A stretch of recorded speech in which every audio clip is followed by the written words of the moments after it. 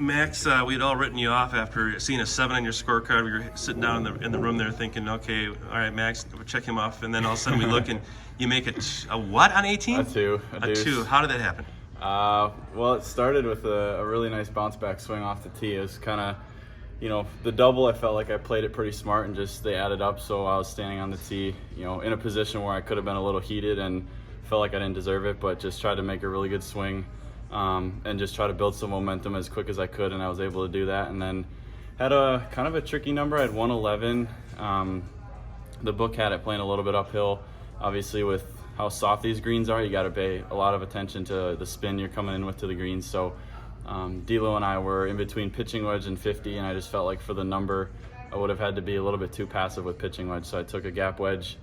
We had 120 as our number, and I landed it into the back bank, and then it hit the stick. It seemed to me like it was rolling pretty slow, but obviously with how quick these greens are, they can roll slow and still get off the green. So Mason saw it from the patio and went like full spread eagle when it went in. So it was a pretty special moment, a nice way to cap off the day, and I'm happy I hung in there. Because you were in contention and then out of contention, and now you felt, I mean, not out, but right, as it relates to today. Exactly, yeah. And for how the day went, I felt like 17 was definitely going to be something that I'll look back on and try to learn from. Maybe just a small decision here or there, but to get it back in one hole is great. Obviously, if it were that easy, I'd just do it every time. But we'll take it and try to recover and get ready for tomorrow.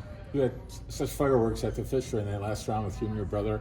How different is it coming? What's your mindset coming to this course where you're not going to shoot 62 or 64? I think I took a lot from the Fisher just as far as staying patient.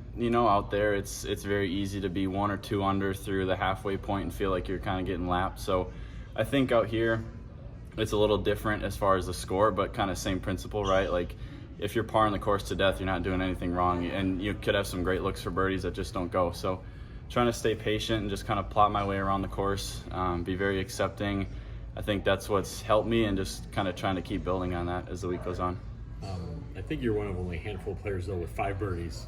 Really? 1 of 3 with an eagle. Okay. So I think they're supposed to have 3 inches of rain here tonight. So, I mean, I don't know. I mean, how do you take that into tomorrow? Do you look at it as, even though, as Gary said, maybe you're not going to go real low, but you put some numbers out, just like Ty, you know what I mean? Like, right, so right. You look at, like, there is a score that can be had. I think it's out there for sure. I mean, Ty, no surprise at all. He's such a solid player, and with how you can position yourself off the tee, with how soft it is, while you have to control your spin, I will say it's a lot easier.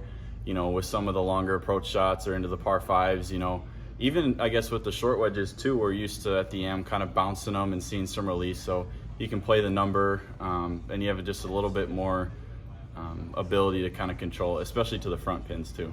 Max, are there some holes out here when you have a wedge or a 9-iron in your hand that you almost wouldn't mind being in the rough if you have a good lie, because you don't have to worry about spinning it off the green? Yeah, there were a couple times today where I told D'Lo, we hit a solid one off the tee, finds its way into the first cut, and just for that fact with the spin control, it's almost nice. You kind of bank on a flyer, and if it doesn't get there, you're on the front edge, which 18 of those is never bad. You're always playing back up to the pin, and much better than going long. So I think being in the rough in some situations is very good. It can certainly help you.